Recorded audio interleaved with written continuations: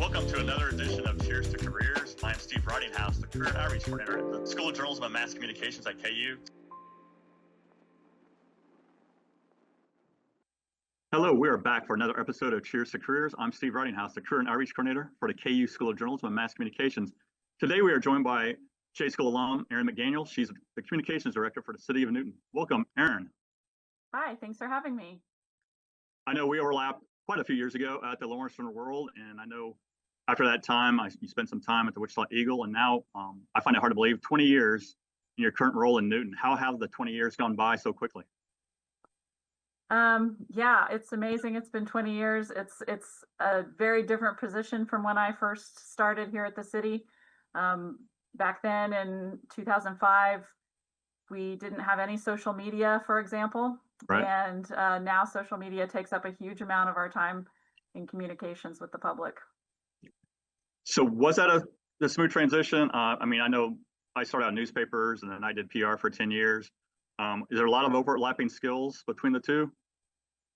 Yeah, actually, one of the things I really love about this role is that I'm able to use pretty much all the skills that I developed in journalism and studying journalism to be able to communicate with the public just from kind of the other side of the desk.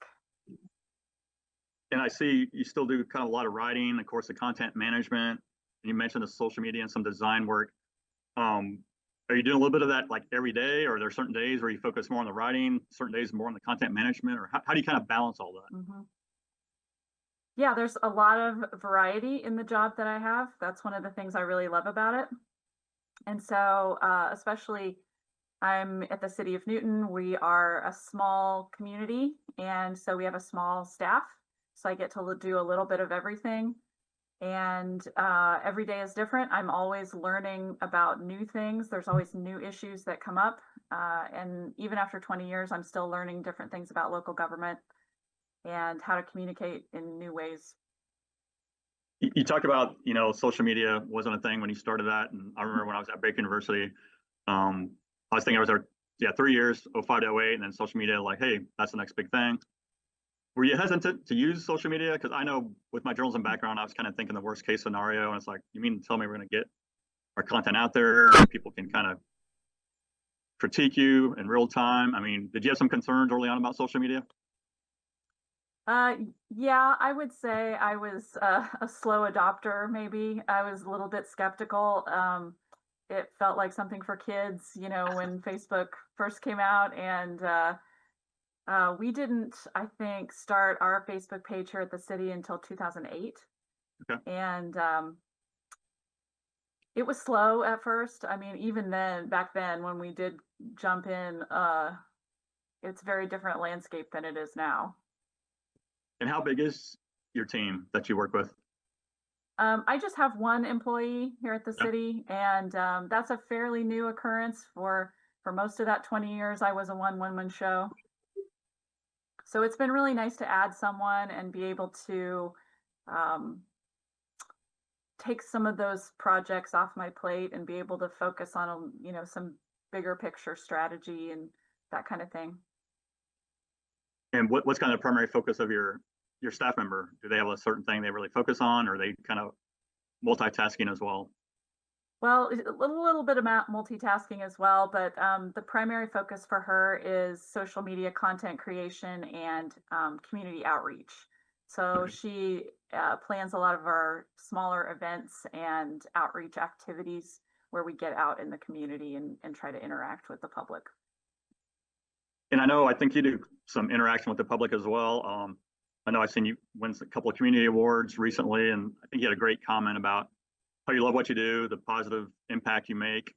Is that a big motivator for you, like the job you do? Yeah, it really is. I mean, one of the benefits of moving back to a smaller community after college is that you're able to really get involved in the community and volunteering and make a positive difference. I grew up here in Newton. It's my hometown. And I would really encourage students at KU to really think about moving back to their hometowns after graduation. I mean, these rural communities, they need you. and you can really make a difference with your talents and skills that you've learned at college. Um, I volunteer with my daughter's schools and with the Newton Lions Club and a few other volunteer boards here in town. And so it's been a lot of fun. What was your plan when you were a KU student? I mean, was that in the back of your mind that someday you might return to your hometown, or what were some of your career aspirations? Um, I I did have it in the back of my mind that I might move back home just because I'm very close with my family. My family is all still here in Newton, and I wanted to be near family when I got ready to start my own family because that was really important to me. I have kind of a large family and grew up with lots of other kids around, and I wanted that for my kids too. So now that I have a daughter, it has been a great blessing to me to be around the family and her being near her grandparents. So, but I don't know that I had very specific career aspirations, but I knew that I wanted to be in news. I really enjoyed the newspaper business. I started at the Journal World when I was still at KU, Right. working part time, and just loved the work. And if the hours had been better, I might still be in news. Just it was a lot of fun, and the work was really interesting to me, and that's why I think I find a lot of fulfillment in the job that I'm in because I'm able to use a lot of those same skills. And I know during your time at the Journal World, you must have a love for words because I know you were great at with the copy editing. I mean, is that what you did at the Daily Yeah, Kansan? You did a lot of copy editing for the Kansan. I did. Yeah, I was a copy chief for the Kansan, and um, you know, I was in news, and I was very introverted. And my reporting teacher, the late um, Tom Eblin, Yeah. I came to him and I said, I don't know how I'm going to be in news when I'm terrified to talk to strangers and call people. And he said, have you thought about copy editing?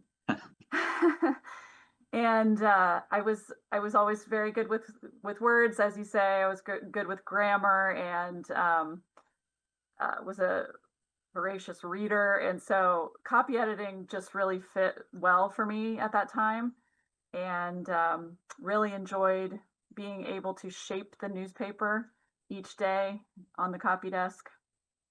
It was a lot of fun. So did you have to get out of that introverted mindset for your current role? I would assume you do face to face. Yeah, it's been a process. It's been a journey of growth for me as a recovering introvert. Yeah. And before I forget, you're talking about going back to your hometown with Newton, and I saw a while back, you're recognized as a distinguished alumni. What was your reaction to getting that award? I always think those are kind of neat awards when your alma mater recognizes you. Yeah, that was really nice. One of the projects that I was able to volunteer for while I was here, my daughter's elementary school was the home site for all the children with severe and multiple disabilities.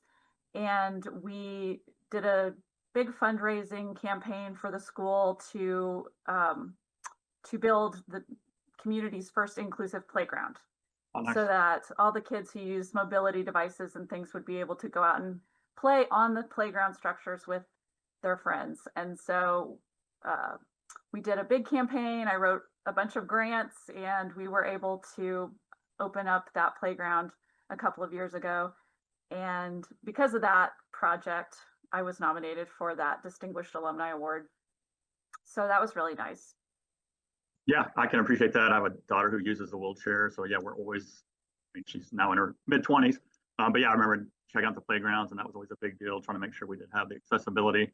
And I know you've a couple other awards I noticed. Kansas Communicator of the Year. I think I saw a Melvin Jones Fellow Award. So yeah, you must be really connecting a lot with the community. Yeah, it's been just kind of an amazing few years in terms of being recognized. I feel really blessed that I'm able to do work and put my skills to use to make a difference. And folks around me in my community have recognized that. It's it's a really good feeling. Now, Erin, do you do much with crisis communication? I assume that comes up from time to time. Process communication, Crisis.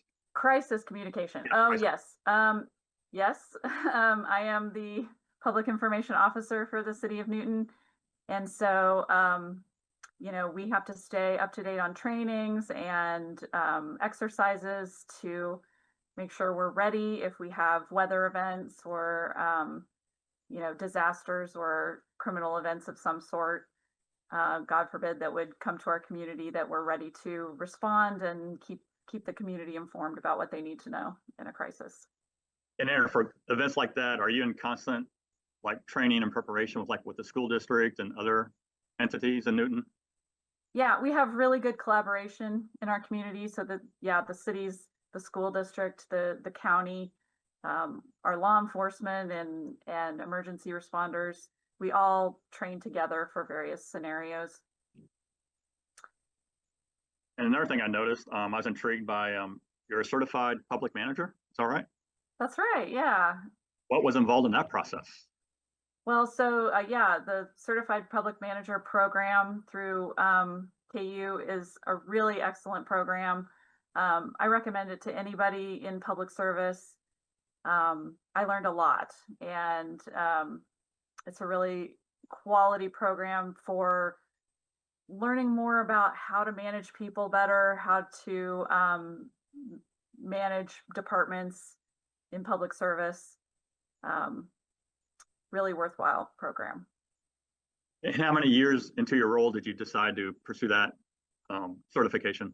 That was just a couple of years ago, and the program came to Newton and was hosted here, and so we sent, I think, 5 or 6 of our staff went through it that year. Found it really valuable. So that was an in-person program? Mm-hmm.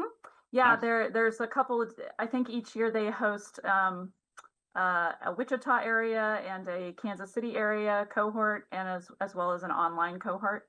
Okay. Yeah. Was that a challenge to go back to some sort of like educational program after a few years away? Yes, it was.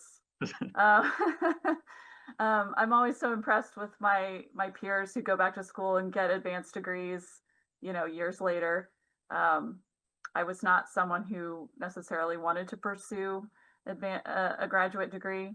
So it was a challenge, but it was fun as well. It's good to exercise those muscles later in life too.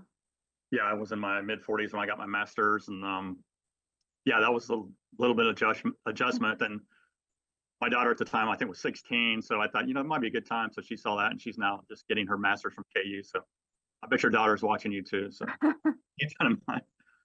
So Yeah. Erin, before we go, what kind of advice do you have for students that want to do what you've done, either that's newspapers, copy editing, communications director? I mean, what should the class of 2026 be prepared for?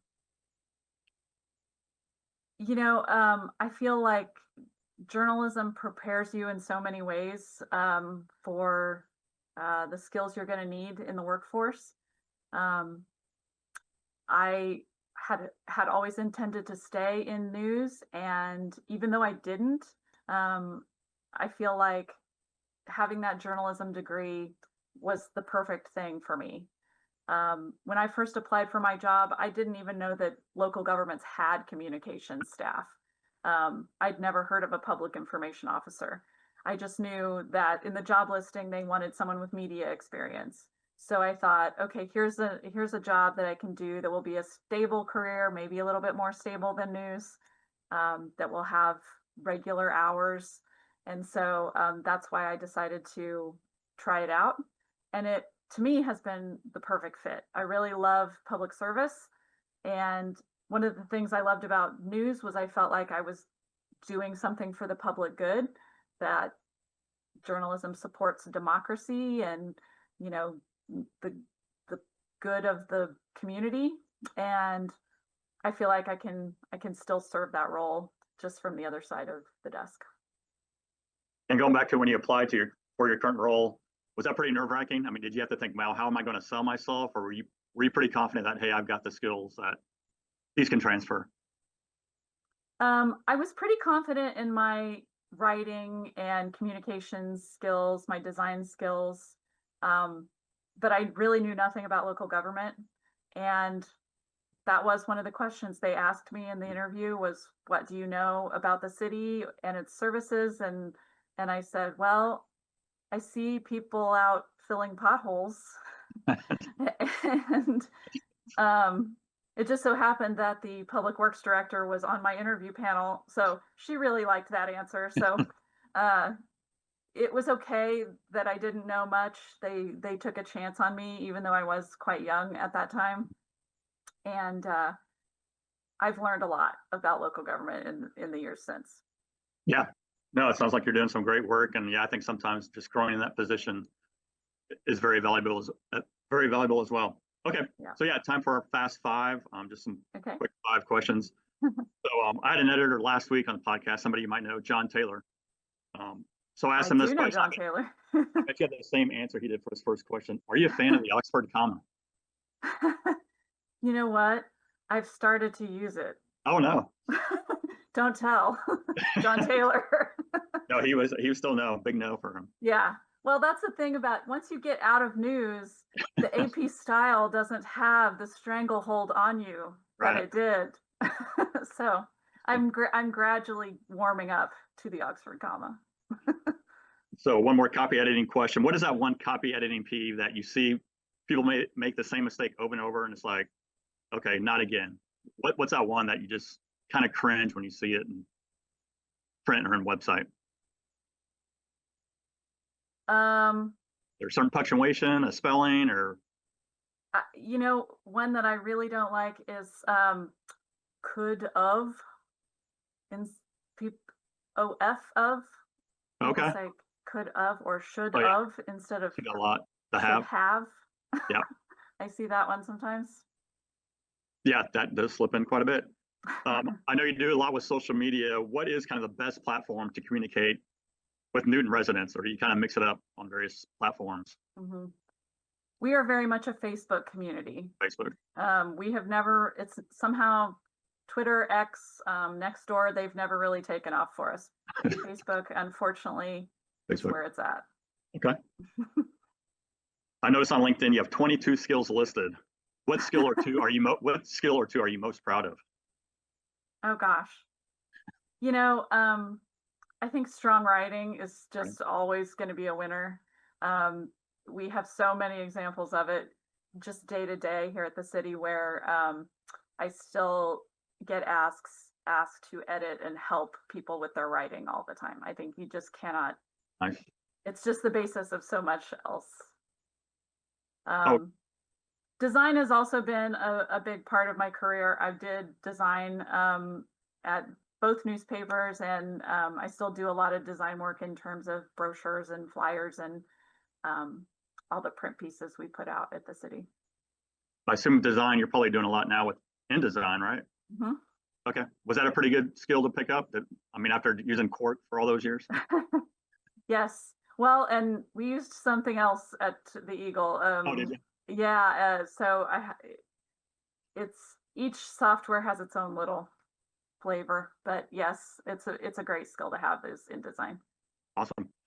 And last question, I always enjoy your personal social media updates and all the travel spots you go to with your daughter and your friend Kim. What's been your favorite place to vacation? Oh gosh. I do love travel. It's a big world. I think you can learn so much from traveling and experiencing other cultures and learning about the history of different places. Probably a favorite for me was Italy. That was a great trip. But we've been to some pretty cool places like Japan and Chile and New Zealand, and Wow. Very beautiful. And I guess kind of a follow-up to that, do you wing it when you travel, or do you have that minute-by-minute itinerary? Something tells me you're pretty organized. I like to have a framework, at least a general sense of what we're going to be doing with some flexibility built in. Oh, I like that approach. That's a good one. Well, Erin, hey, I appreciate your time talking about your communications role and how newspapers and the writing, editing, design help prepare you. I know we're definitely proud of the transferable skills that our students and graduates develop over time, and always like to close with the cheers. And I know you got a special, I do. I've got a shot glass for KU. a great glass for 111 episodes. I don't think we've ever had anything like that. So, hey, There you go. cheers. All right, cheers.